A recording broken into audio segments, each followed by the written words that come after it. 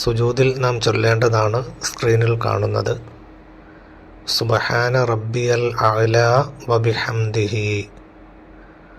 സുബ്ഹാന റബ്ബിയൽ അഅ്ലാ വബിഹംദിഹി. റുകൂഇൽ നാം ചൊല്ലുന്നത് സുബ്ഹാന റബ്ബിയൽ അലീം വബിഹംദിഹി എന്നാണ്. ചെറിയ വ്യത്യാസമാണുള്ളത്. സുജൂദിൽ സുബ്ഹാന റബ്ബിയൽ അഅ്ലാ വബിഹംദിഹി തെറ്റില്ലാതെ എഴുതിയും പഠിക്കണമെന്നുണർത്തുന്നു. എഴുത്തിദാലിൽ നിന്നാണല്ലോ സുജൂദിലേക്ക് നാം വരിക. സുജൂദിലേക്ക് പോകുമ്പോൾ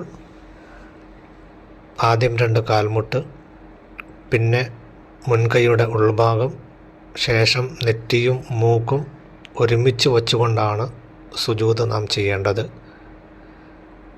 ഈ ക്രമം ആദ്യം കാൽമുട്ട്, ശേഷം മുൻകൈയിൻ്റെ ഉൾഭാഗം, മൂക്കും നെറ്റിയും ഒരുമിച്ച് എന്നുള്ള ഈ ക്രമം പാലിക്കൽ സുന്നത്താണ്. ഇത് ഉപേക്ഷിക്കൽ കറാഹത്താണെന്ന് ഇമാമികളൊക്കെ രേഖപ്പെടുത്തിയതായിട്ട് കാണാം.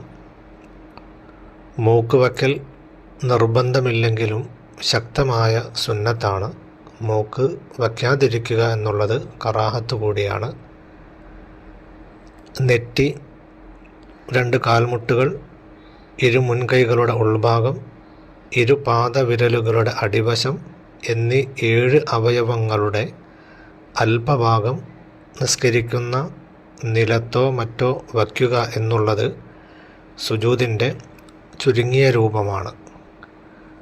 പല കുട്ടികളും സുജൂദിൽ തെറ്റിക്കുന്നത് ഇപ്പോൾ ചിത്രത്തിൽ കാണുന്നത് പോലെ പാദവിരലുകളുടെ അടിഭാഗത്തിന് പകരം വിരലുകളുടെ പുറം ഭാഗം വയ്ക്കുന്നതായിട്ട് കാണാം. ഇപ്പോൾ ചിത്രത്തിൽ നിങ്ങൾ കാണുന്നത് പോലെ ഇങ്ങനെ വയ്ക്കുന്നത് ശരിയായ രീതിയല്ല. അത് നിസ്കാരം ശരിയാകാതെ വരാൻ കാരണമാവുകയും ചെയ്യും. ഇപ്പോൾ ചിത്രത്തിൽ കാണുന്നത് പോലെ പാദവിരലുകളുടെ അടിഭാഗമാണ് സുജൂദിൻ്റെ സമയത്ത് വയ്ക്കേണ്ടത്. പ്രത്യേകം ശ്രദ്ധിക്കണം. തെറ്റുകൂടാതെ തന്നെ സുജൂദ് ചെയ്ത് നമ്മുടെ നിസ്കാരങ്ങളൊക്കെ പൂർത്തീകരിക്കണം. അല്ലാഹു തആല പിഴവുകളില്ലാതെ ഇബാദത്ത് ചെയ്യാൻ തൗഫീഖ് നൽകി അനുഗ്രഹിക്കട്ടെ. ആമീൻ യാ റബ്ബൽ ആലമീൻ.